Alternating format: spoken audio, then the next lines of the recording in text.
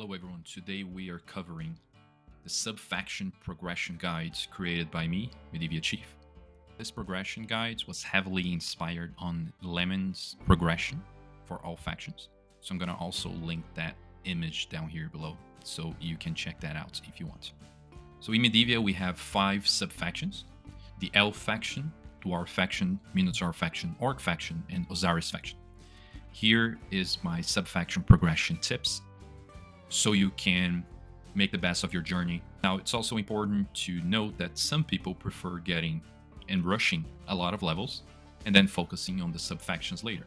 However, in low rate servers, or even in high rate servers, assuming you have the goal of following the level progression together with the task progression designed to your level by the Medivia devs, here is how you can do it. I'm going to also be sharing this presentation so you can use it, but you can also refer to this video whenever you have some questions or you want to go into a bit more detail. So as I said, those are the 5 factions. We normally, around level 40, 45, we can start thinking about those factions. Until then, I recommend you just level it out normally, some hot worms, some crystal bugs, what have you there at your disposal, depending on your preference. And when you start around level 45, I recommend you to go to Yesha and start the Osiris faction. Now, on that level, there are 2 mobs that are very simple to do, and they should give you a good enough level with good rewards, which is the larvas and the scarabs, as you can see here. Once that's done, I suggest you pause for a moment with the Osiris faction. You can progress as farther as you want. However, the other mobs on the Osiris faction are a bit more challenging, so you can pause there for now. Then I recommend you going to Dwarf faction, as you can see here, and going to Forgula and kill some mutated rats. They are great, they're very easy to kill. Same as larvas and scarabs, shouldn't be any difficulty regardless of your location. And you should be able to kill them without any support needed or any high level gear or any even medium level gear. Just your basic gear should be more than fine. Then I recommend going to Minotaur archers. There are a couple spots where you can do them. I recommend you checking the updated locations on your tasks module on the Medivia. You can mark and check wherever is best for you to do them, the most accessible area with most mobs. I might do later on, please comment if you'd like me to do, I might do a detailed guide on each of those subfactions where I might highlight exactly the location that I prefer for each of them. It's also a good idea while you're killing the Minotaur archers that you start the experience task for the Minotaur mages. Not only that will give you experience, but that will also give you motivation to keep killing Minotaur mages.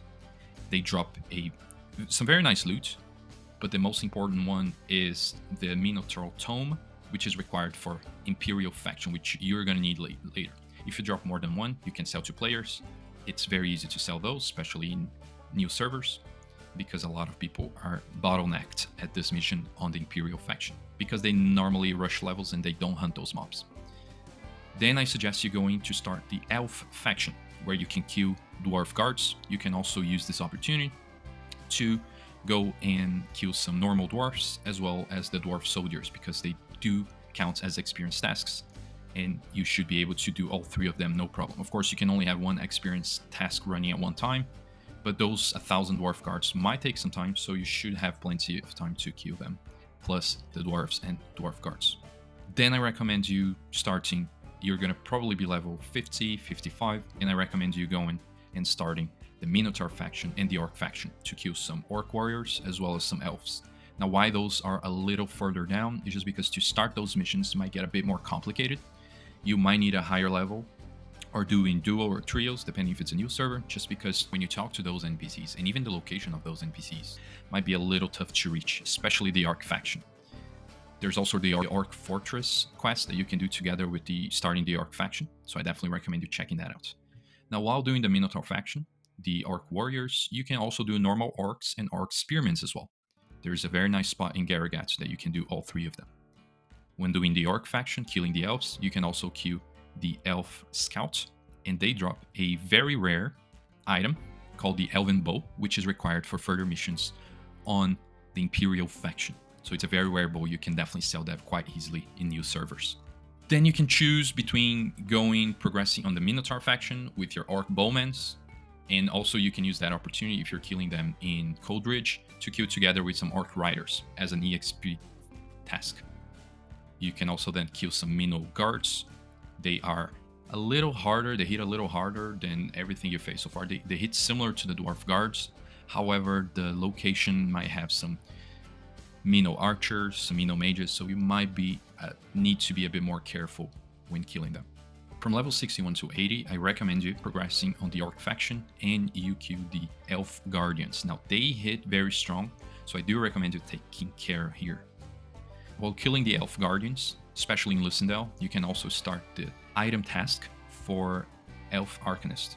It gives you a Frozen Starlight, which is a requirement to progress on the Orc faction. So make sure you do that. As well, the Elf Arcanist drops Yellow Gen, which is required for the 4th mission on the Osiris faction.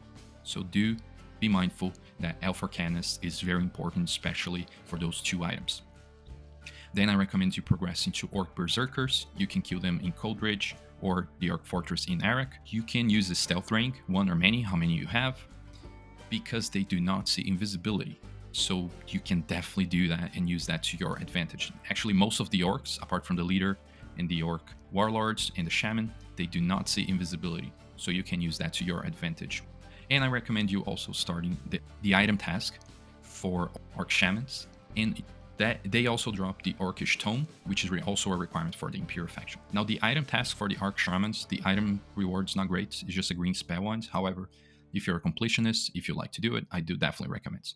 Then things start getting a little bit more tricky. The next step I recommend is to progressing on the Elf faction with some Dwarf Slayers. They don't hit that hard, they're not that difficult to kill, so definitely that's an option. In parallel, you can go and kill some Elf Sharpshooters. They hit a little hard, they're kind of a pain to kill, especially at mid-level. However, you should deal enough damage for them to die pretty quickly. Then it's where you would start killing some Dwarf Dragon Eaters around level 70, then Orc Leaders. And you can also use that opportunity and start the Orc Warlords item task that gives you an Amulet of Loss, especially on new servers. That's a good enough item that you could sell for around 45k, which is great. Then starts the bosses of the Elf faction, which you can normally finish around level 75-80 with Hadron the Crusher. It doesn't hit too hard, you won't have much time. And that's where you will finish your first subfaction, the Elf faction. It will give you the ring that's necessary for the Imperial faction later on, as well as 2 new spells for Paladins, which are Conjure Piercing Arrow and Conjure Piercing Bolts. You can then progress on the Minotaur faction and kill the 2 bosses over there as well. They don't hit too hard, and you should be fine killing them. This is where you would also progress on your Osiris faction, where you got left off, and killing some slave hunters. Now, there is a gap here because I believe the next few mobs, they are a bit harder. Here's where you would kill your Elf Swordmaster. I would be very careful with them because they hit with a 1 second delay instead of your normal 2 second delay. So be ready to heal if you are low HP, because you will not have that 2 second delay as you normally do. It's going to be 1 second. Then you can finish up the Minotaur faction by killing General Manos. Overall, it's not that hard. He has around 8k HP. He can hit over 600 damage with his summons, so be mindful of that. Killing General Manos, it means that you finished the Orc faction and you got the Orc ring used in the Imperial faction in the Heliodor bar. Now, here is the part that gets a little interesting because there are 2 missions on the Dwarf and Orc factions that one of them is a task for those corrupted watchers, and the other one you just need to walk through a place with corrupted watchers. So I recommend, and I've done that, I recommend you combining them because these mobs hit hard. And I would also recommend getting a Necromantic Blood Robe if you are low level, just because they do a lot of HP drain attacks, and the Necromantic Blood Robe gives you 10% resistance to that. As a reward on the Dwarf faction, you get the ring as well as the Dwarf outfit, and you can also finish then the Orc faction, which you get some rafts. Actually, all of those subfactions I'm not mentioning specifically. I might go in deep dive in the individual videos for each faction, but you get raft accesses with them to several spots around Medivia. Then is where you're gonna have finished all your 4 subfactions, and the last one is gonna be the Osiris faction. You can then go to Slave Guards around level 90, and then you go to Shakirian Prayers around level 120, 130. Then once you're done with the Shakirian Prayers, you can go to Q Hunu. This is a dual boss fight, so ask for a friend to go with you. There's no level requirements, no level sync. The only thing is that your friend, your duo, also needs to be in the same mission on the Osiris faction, or they have to have completed the Osiris faction to be able to support you. I would also recommend to be extremely careful. This boss you can deal a lot of damage, up to 3000. So if it's a new server, if your duo is low level, same as you, maybe around the 120, 130, I would not recommend doing it straight away. I would recommend waiting, getting a few more levels, just to make sure you can tank the damage.